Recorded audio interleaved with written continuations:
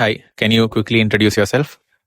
Yeah, hi. My name is Arun Krishna Das. I finished my PhD in May 2023 from MIT. I did it in the area of computational acoustics in mechanical engineering department, and currently work as a senior research engineer at 3M for the last 1.5 years in doing a little bit of AI, neurosymbolic reasoning, and acoustics for 3M products. My name is Rajat Dandekar. I've done my BTech and MTech from IIT Madras in 2018. And post that, I did my PhD from Purdue in the field of computational fluid mechanics. And currently, I am the co-founder of Visuara Technologies, and we work at the intersection of AI and education. Hi, my name is Raj Dandekar. I'm the twin brother of Rajat, as you can see. I also graduated from IIT Madras 2017, batch of mechanical engineering, and then finished my PhD at MIT in computational science. Came back to India in 2022, and now along with Rajat and Shridat, I'm the third co-founder of Visuara AI Labs. And I'm Sridat Panat. I'm also one of the co-founders of Visuara. I graduated from MIT in 2022, November, and came back to India immediately after. We have all known each other since 2012, 2013. So almost like 12, 13 years now since our undergraduate at IIT Madras. So maybe we can discuss a little bit about our career trajectories and why we decided to do certain things. And maybe you have done things differently than the three of us. You are still working in the US after your PhD, and we are not. So maybe we can anchor our questions around our decision to stay back versus our decision to come back to India. So maybe I can start with both of you. You have been back to India since last 2 years. Do you regret coming back? So yeah, it has been around 2.5 years since we came back to India.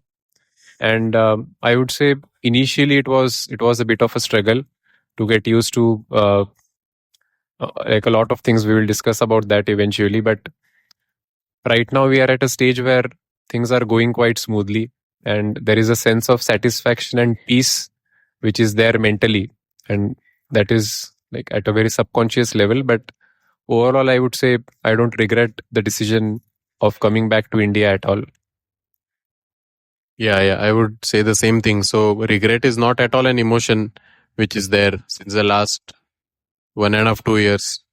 Ever since we came to India, it's like we decided to do this, and then regret was never there at all. It's like whatever disadvantages were there, or whatever drawbacks were there, you kind of just assume it and try to overcome that.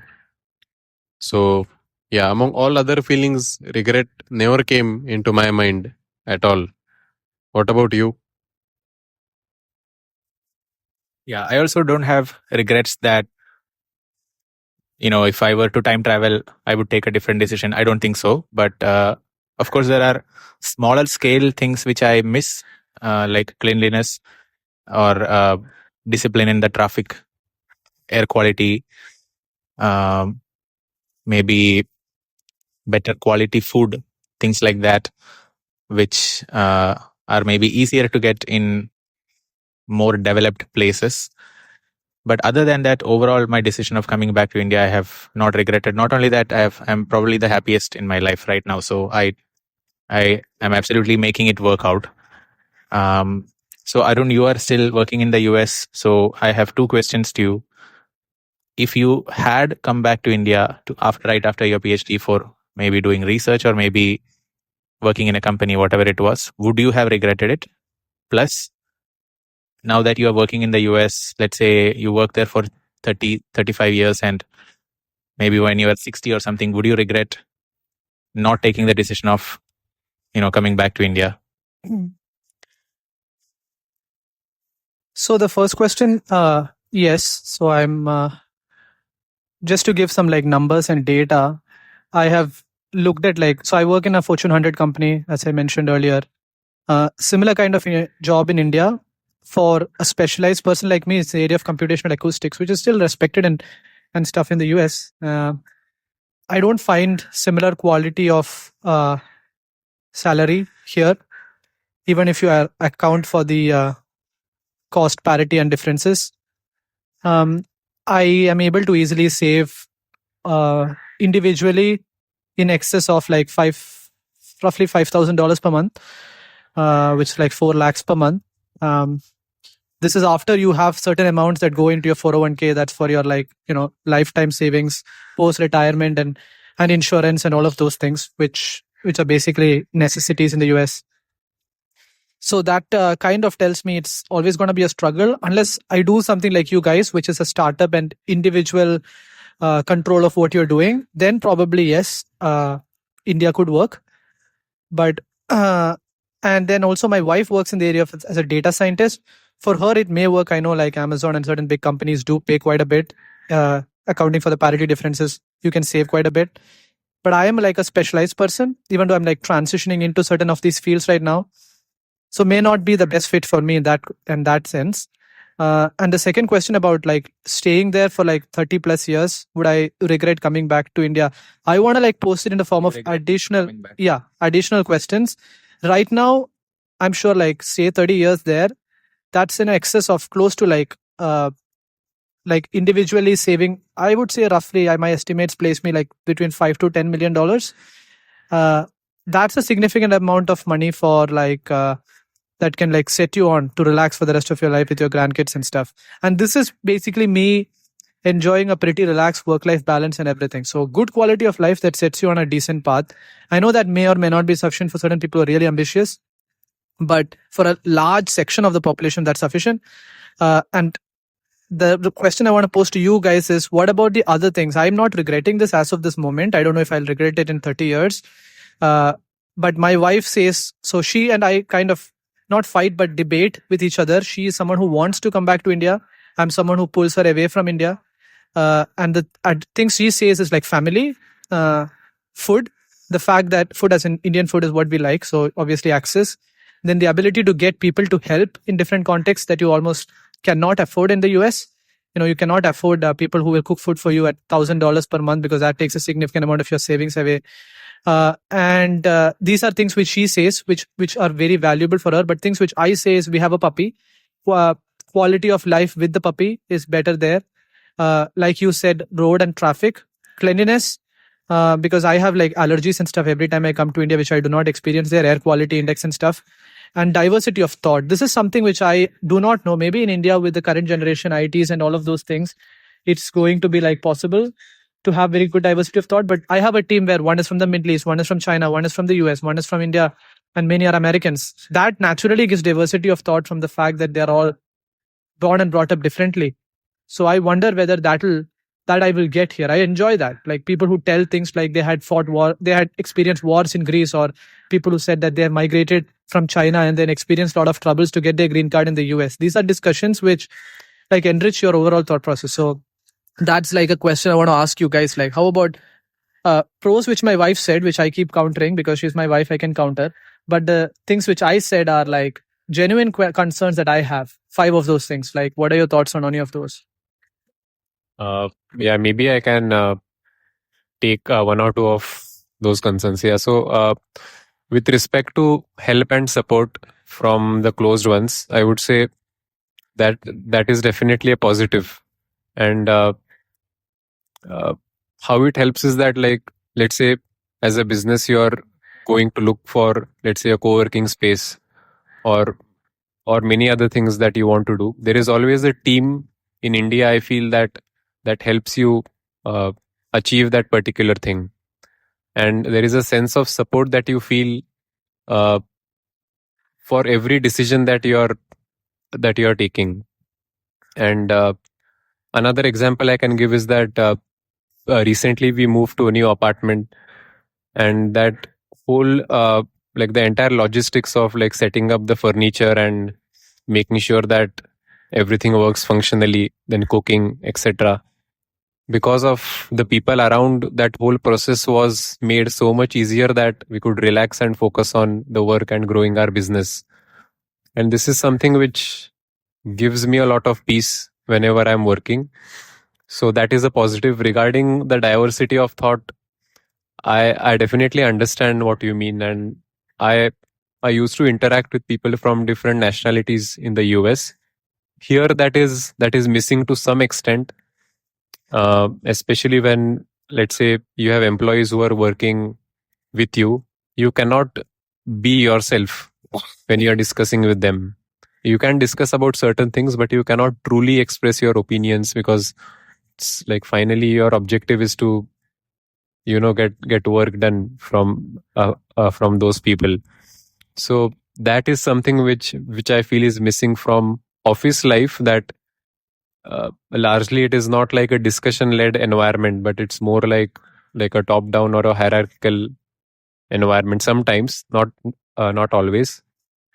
But yeah, that is definitely something which is maybe a negative of living here. With respect to cleanliness, we have identified areas around our apartment and co-working which are pretty clean, and we avoid going to areas which are not very clean unless there is a business visit. So that is something which can be optimized. I think it takes some time, but eventually you can find a niche area, even in India, where the cleanliness is kind of comparable to US, not with respect to air quality index. I think that will never be comparable even in the long term, but with respect to, in general, hygiene of the place, etc., and then facilities, you can always find a niche. Yeah, maybe Raj and Shridat, you want to? Yeah. So diversity of thoughts, I would say I had a better experience from the US. People from different cultures and different countries who probably won't get offended on speaking your mind in a way which is not personal, but more like you can speak different ideas and people still be willing to listen and debate with you. That is maybe, first of all, I haven't attempted those debates, but I can see that many family members or close people who can get emotionally agitated when you bring up certain topics for debate. So diversity of thoughts is I would say when you are more in a population from, like, so we live in Pune, so most of the people are either from Pune or people whom we know closely from similar places as us. So the diversity of culture and thoughts are a bit less. But I also understand that in India there are all types of cultures and all types of. So if you travel a lot in India, maybe you will get to experience a lot more different cultures. But if you are primarily staying in one place, probably you don't get to experience that much as being in one place in the US where people come from all parts of the world.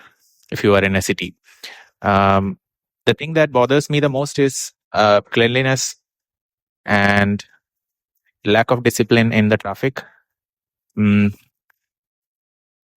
People, you can easily see that when there is a traffic jam, people, the wiser thing to do is like just wait for the road ahead you to clear a little bit, leave some space, and if everyone did that, it would clear very fast. But no one does that, so traffic takes a lot of time sometimes to clear up. So these kinds of things. But it's also like the Nash equilibrium or something, right? In game theory, like people, I guess that's what it is, right? People take selfish decisions, and overall the outcome ends up being bad for everyone. So probably there is no solution for that. I really like I think if you can manage to get homemade food which are a bit organic and stuff like that, Indian food is very balanced and I think it's very healthy. Not if you are eating from restaurants and not if you are ordering from Swiggy, Zomato, but when I look at my grandmother, she has been eating the same kind of food, has never had access to restaurant food or online ordered food. Home cooked food, probably not rich in protein, mostly maybe carbohydrates, but still has had a pretty. She's still, I think she's 84 or 85 or something like that. Very, you know, very good health with respect to her age. So, and the kind of food that she eats, I think it's overall very good. And I think if everyone in India could manage to eat like that homemade food, taste personally, taste wise and health wise, I find it better. than what is available in the US. In the US, everything is big, portions are big, calorie density is more, everything is big. So maybe it's well suited for people who are from the US, but as an Indian whose body is maybe 20% smaller, maybe I don't need that big portions. I think my body is better suited for Indian kind of food. So that part I don't regret. But I don't know if that was one of the 5 points which you mentioned. You mentioned DEI, cleanliness, air quality. Air quality, yeah, for sure. In many parts of India, I don't have air quality issue. Like Kerala, I don't have much issue. I like the air quality. I like the surroundings. But in places where there is a lot of traffic, there is a lot of dust rising, especially if you are walking along the footpath. I don't like it. In Delhi, Gurgaon, I'll probably won't visit those places, or I'll try to stay away from highly air polluted. I also have breathing issues sometimes, so I don't like to be near places where there is a air quality index problem. And Yeah, probably, yeah. remember the 5 things that you were saying. But Yeah. 5 things I said, but 3 of those were what you discussed. Diversity of thought and cleanliness and traffic. Yeah. One more thing I felt which could be improved in India is accountability of people. Let's say somebody does a crime or someone involves in a road traffic accident or something like that. There is very much lack of accountability. It's people don't get punished by being held accountable for what they do. Maybe because the judicial system is slow or overburdened because there is a lot of population, lot of issues to take care of. I'm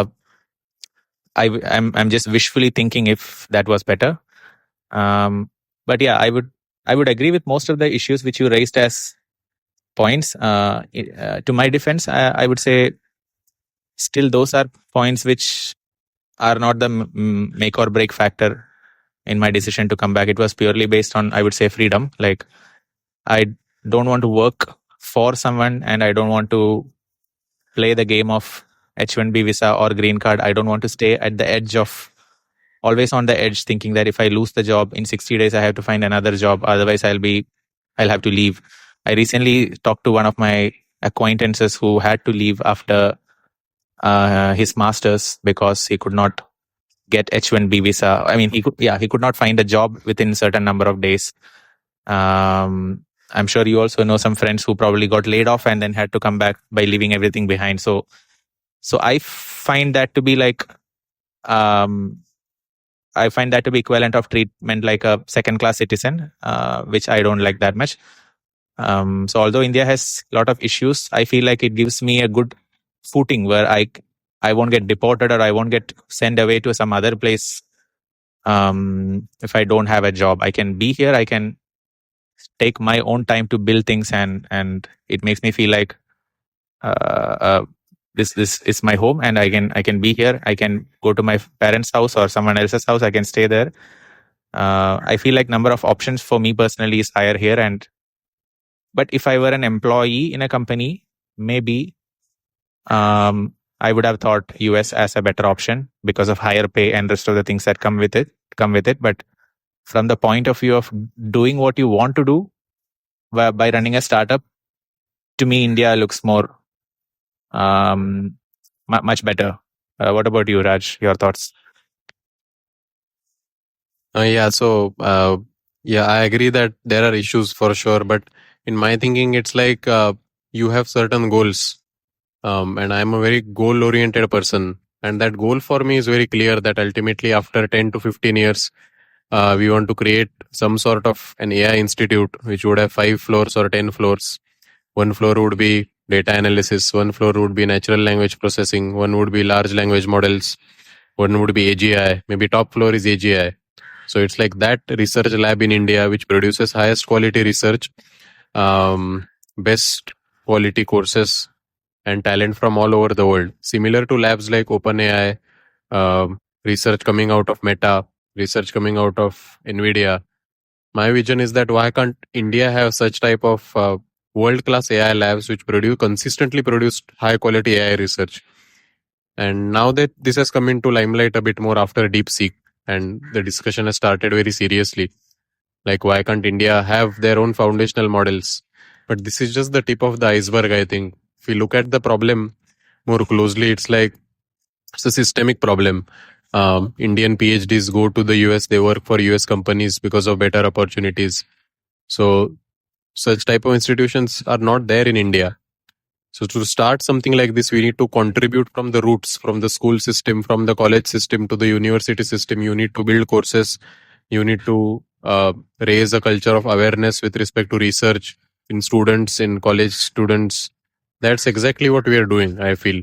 And the goal of reaching that vision, that for me shadows everything else. So cleanliness issues, yeah, it's there, but there are problems, right? But I want to reach my goal, and I want to reach there in 5 years or 10 years time.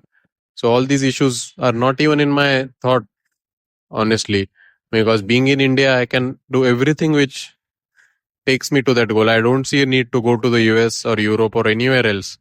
Why would I be in the US if I want to make a foundational LLM model based out of India? Or if I want to start an open AI in India, why would I be in the US, right? So issues are there for sure, like roads are not clean.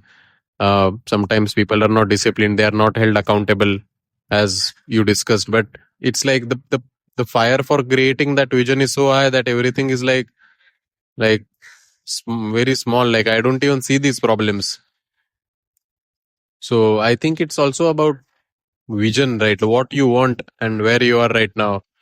And and also about priorities. Maybe I get it. Some people have priorities that they want to stay in a place which is clean, have a stable life, 9 to 5 job. But that's not my priority. My thing is to get to that place after 10 years and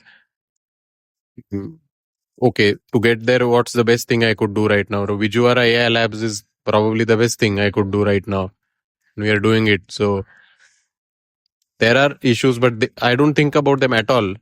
Honestly, in the last 1 year, I would have spent maybe 0.01% thinking about whether I should be in the India or US. I think people should just, wherever they are, they should just attain their vision, just work hard, get what you want. Yeah, so that is about the first point. Second point is with respect to openness, right?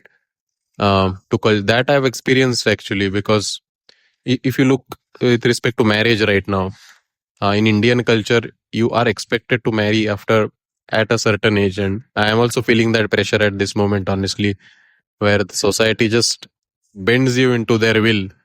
That okay, if you don't marry, you're like an outcast, and the openness to thought is not there. You have to marry by 32, 33. This would not be there if I were in the US for sure.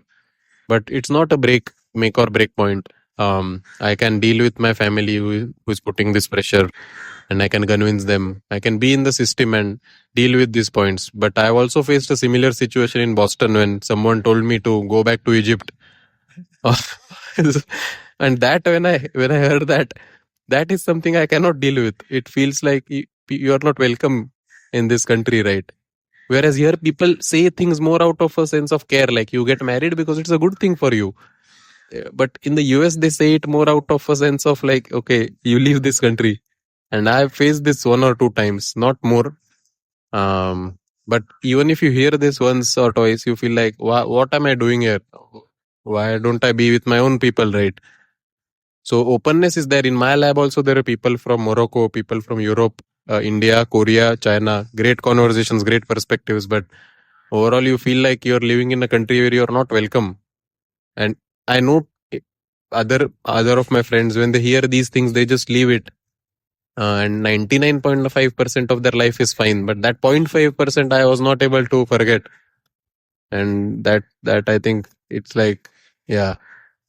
So openness, I feel. What did you experience something like that in the US ever, Arun, that you were not welcome here or something like that? Yeah, we have, US by default, especially New England, I would say do have racist people in certain parts of it, like internal New England. We have faced it, Raj, like in a restaurant, and we were not given a seat once, and they gave it to somebody else and stuff.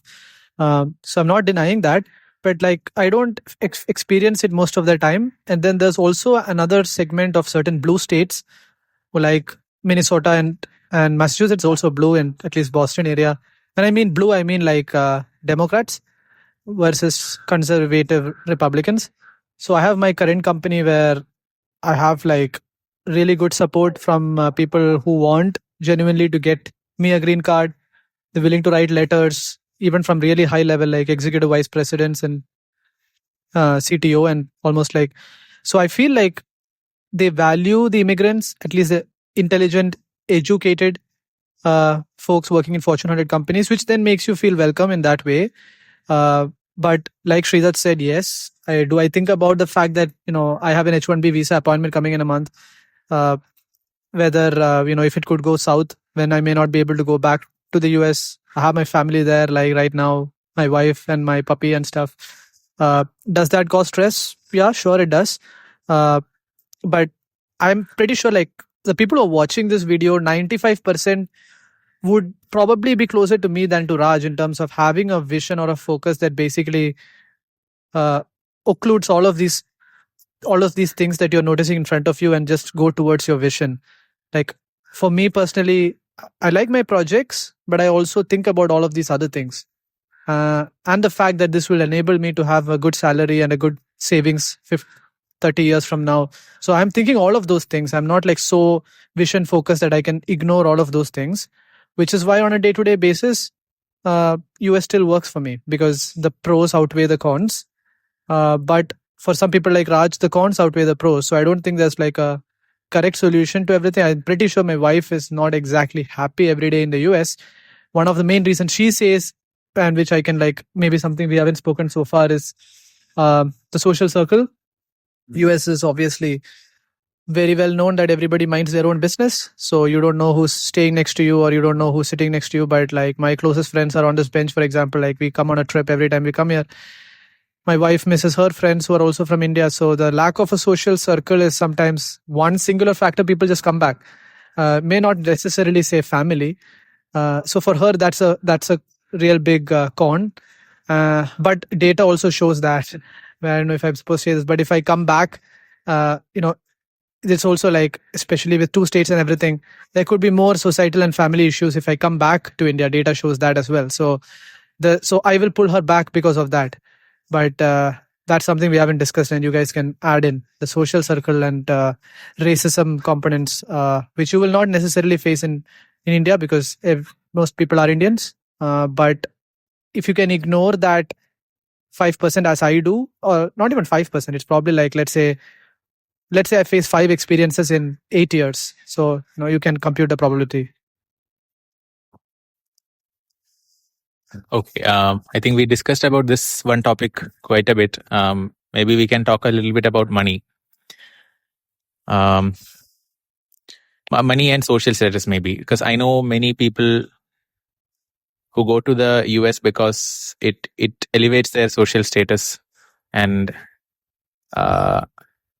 personally, it does not bother me that much. Maybe money is what bothers me more. Said social circle, but we can also discuss social status. Social circle as in like who you are surrounded with. Correct. Yeah. Most of the time in US, I'm alone, for example, with my family. Whereas here you are necessarily having a larger social circle and yeah, that is true. In US also, I found comfort by finding fellow Indian students and being around them. So I think I completely understand if someone does not get that social circle, especially after they graduate and they try to set up their own families, and you're probably not surrounded by your community members, and you find it hard to make a group of people to hang out with. About the social status thing, what I was trying to say was, in many families that I closely know, I know internally the parents also, if their kid is studying or went to the US, they don't want their kid to come back because apparently it reduces the social status of their parents. And for kids also, the students also, they probably don't want to come back because it kind of reduces their social status, not in the US, but within their family or extended family in India. Okay, personally for me, this is not at all a concern. I don't care what the social status is, but maybe for me, the concern would be the earning potential. So so right now I'm putting all my bet on whatever we are working on, and I won't regret if things do not work out, because I have tried. Even if, let's say, Vishwara fails miserably after 10 years, I won't regret, because I have tried the best. But if I was working in a company, let's say Google in India, then every day I would have the thought I could have also worked in Google in the US or Amazon, Seattle, and could have earned much, much higher. So right now I'm not thinking about it, because I know that as an entrepreneur, you are taking more risk, but the reward could be higher in the long term. So although the thought of not being in the US or being in India, that thought does not come. But I always, when I see people, for example, let's say you work in the US for 5 years, you can easily afford a very, very good car, a very good house, a lot of things, right? So material possessions, it's very easier to make just as an employee, and you are not working probably Saturday, Sunday. You have very good work-life balance. You can buy a lot of things very easily. So that game in India, it's very difficult as an employee. As an entrepreneur, you have much bigger hopes, but you are playing a delayed gratification game probably. So how much does it bother you? So to you, I'll ask it differently. Maybe Arun, you can get back an answer to this question about in the US, like after how many years will you feel like, okay, I have made decent enough money and I probably don't need more money, but I need to find something meaningful to do for the rest of my life. Will that thought come to you at some point? That is my question to you. But before that, to Raj and Rajat, how much do you think about money? And if you were working in the US, you could have made a lot of money working a lot lesser, much faster, not necessarily in the long term, but in the short term. So what do you think about money as a factor, being in India and being in the US? Yeah, so I have been thinking about money actually quite a lot in the last few months. And the first thing, which is also like about social status, let's say a lot of people, they value money because there is a kind of show off that is associated with it. Let's say you buy a very expensive car, and then suddenly people in the society look at it and they treat you with more respect. So these materialistic things don't matter to me at all, actually, because if you look at a car, it's like a piece of aluminum which takes you from point A to point B. And why are you working so hard? Like, you're working so hard for getting money to buy that piece of aluminum. It's like an extrinsic object, but it doesn't actually mean anything. So for me, money is important not because of showing it off to society, but because it will give me that independence and the freedom to live the life the way I want to live it. I have gone through that societal pressures initially. Even our family had imagined that, okay, we'll be settled in the US, and our parents had imagined that life for us. Yes, yeah. But then when we came back, that dream was shattered. And it took us quite some time to, get them believe that we are not just here to just sit and roam around, but we are actually building something useful. And then, so that was a journey from there to where we are right now. So with respect to money, I think of it like I want to reach a stage where it gives me that independence and the freedom.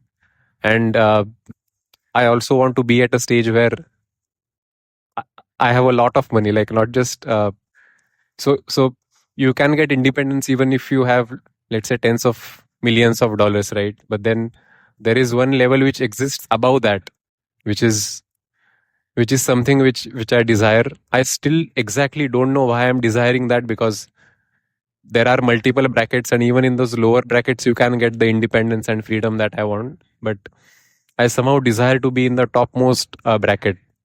And maybe I'll understand why I'm feeling this few months or years down the line, but I definitely want to be up there. And for me, money is important. It is something which is crucial, but I'm still trying to understand why I want to be in that upper strata when it comes to money. Yeah, Raj. Yes, yeah. I have a follow-up question, Rajat. So, to reach the upper strata of money, whatever you have in your mind, do you think your decision of coming back to India was favorable towards it, or do you think US would have been the better option if this was your goal?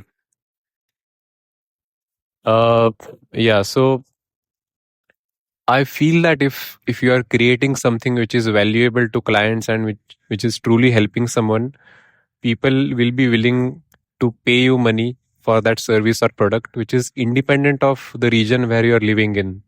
I feel that we are living in times where the country or the place that you are living in is completely irrelevant, because if you're building something which is truly valuable, it will sell to people across the globe. So eventually we are trying to build a business model which is also local and centric to people in India. Let's say revamping the school education system in terms of AI. That is going to take us to some stage, because the clients will be only Indian clients, but we also have other offerings in our business model which are more global offerings, which will cater to students, institutes all over the world. So the the the choice of country really doesn't matter in reaching that upper strata of society, because the ultimate goal is going to be to build something which is of tremendous value for our clients. So that is the focus which I have on a daily basis. But yeah, maybe Raj, you can answer this question. We have also discussed it multiple times in our apartment, but yeah. Yeah, so for me, money has two purposes mostly. First is for my basic needs, uh, just food, clothing, shelter. Second, main thing is for us to achieve the vision. So there is this vision of the AI system, ecosystem creation in India. If you want to buy land, if you want to create a university, if you want GPUs, if you want to create some sort of an organizational structure like this, which changes the whole education system, has a research center equivalent to OpenAI, has high quality research coming out every year, students valuing research, that whole AI ecosystem in schools, colleges, and even after that. And one university, which is like MIT, but specifically for AI. Now, that is the vision. For me, what I've realized is that even if there are 20 crores in my bank account, I will not take that BMW. I like a BMW i7 electric car, but I just like to look at it. If I get that money in the bank account, I will use it for this vision. So for me, the second purpose of money is as a means to fulfill this vision, so that I can buy land, construct the university, get GPUs, assign professors, create the whole ecosystem. So because my vision in life is to create value out of this ecosystem and then to capture value out of it. And money serves as a medium to get there. So for me also, it's like, okay, what is the best place for me right now to deploy this money or to get this money? Right now it's India. If later, as you're saying, if we are expanding to other countries to get that money, we can expand. But the ultimate vision is the same. So it's not for, I know that doing this, I will definitely attain status. That is a byproduct. And I don't want to get a car just to show someone. Because as you said, car, you can get temporary value from car, but you cannot capture meaningful value. But you can capture meaningful value from students studying at your university. That is what I want to deploy my money towards. So that's why I think about money every day, but just the company should make money so that we can deploy it into this vision. I myself will, of course, be well off if this vision is attained, because needs are less. I'm very happy just like the way it is. I will never, I'm not that kind of person who will drive a BMW to the office anyways, even if we become rich. So that I've realized about myself. So money plays a very crucial role. I think about it every day, how the company will make money so that we have 100 crores in the bank account to reach this vision. Status game and all others are playing that, let them play, but I'm not in that. I want to do this because then ultimately I know I will rise above everyone else. So I'm not even thinking about that status game and all that. I just every day morning I'm thinking how to achieve this vision. Yeah. So, to Sridhar's question, concisely, I can maybe direct 95% of the people watching this video to probably do what I'm saying I'm doing versus what Raj and Rajat, and you didn't actually mention about the upper levels that you want to reach, is trying to do, because statistically what I'm doing is more likely.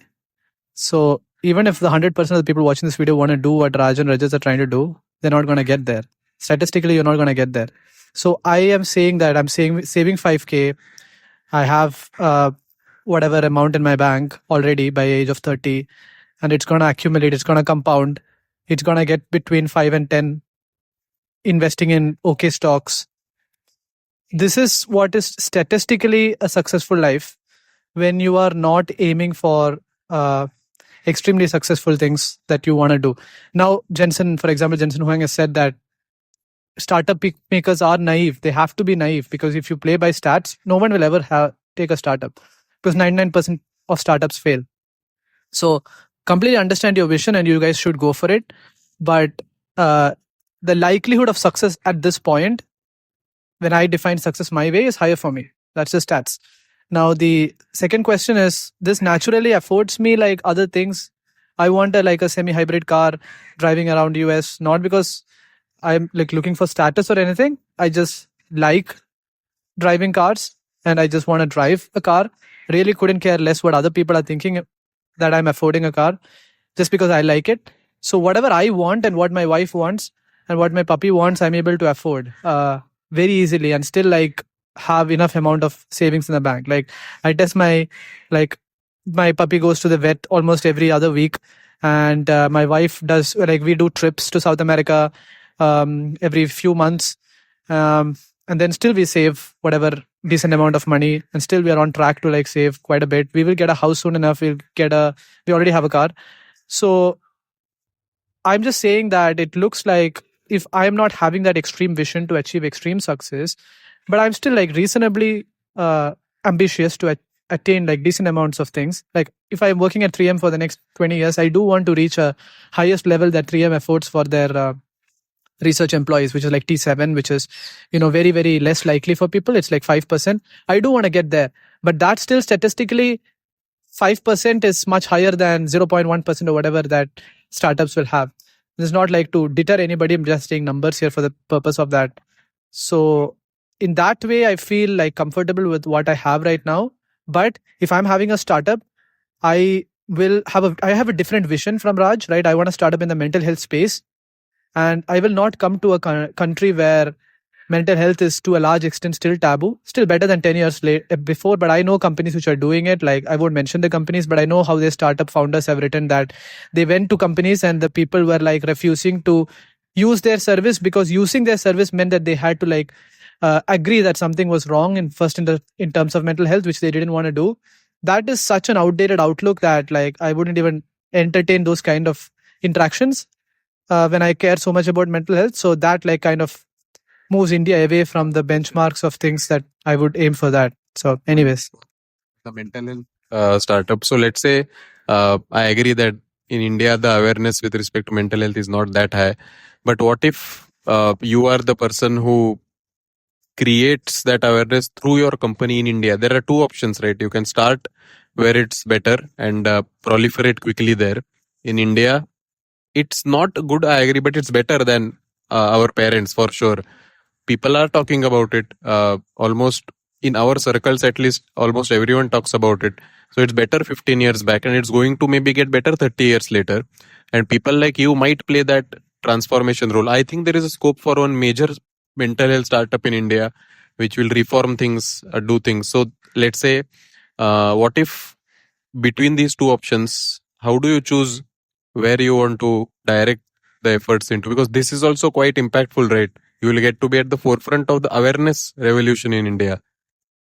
So it's like Sridhar said earlier. So we are speaking here about numbers. Then if it's I'm starting a startup in 2 years from now, I have, let's say, I'm not going to say exact numbers, but I have 1 million in my bank account right now.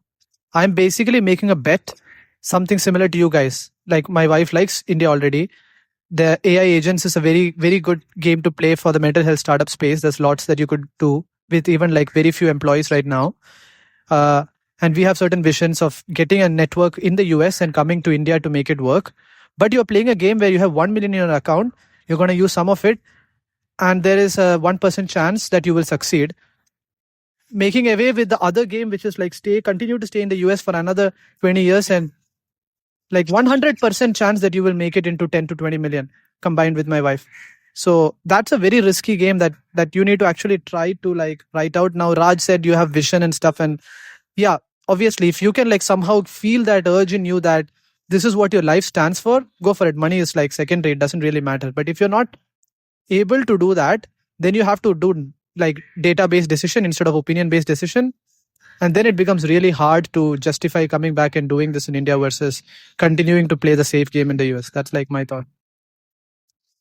So if you're already able to afford many things that you would like to afford, and you have a very good likelihood of, affording a few things because you have a very predictable trajectory. Mm-hmm. Do you think you will get bored after 3-4 years? Because you know what to expect. Do you feel like you are in an autopilot mode?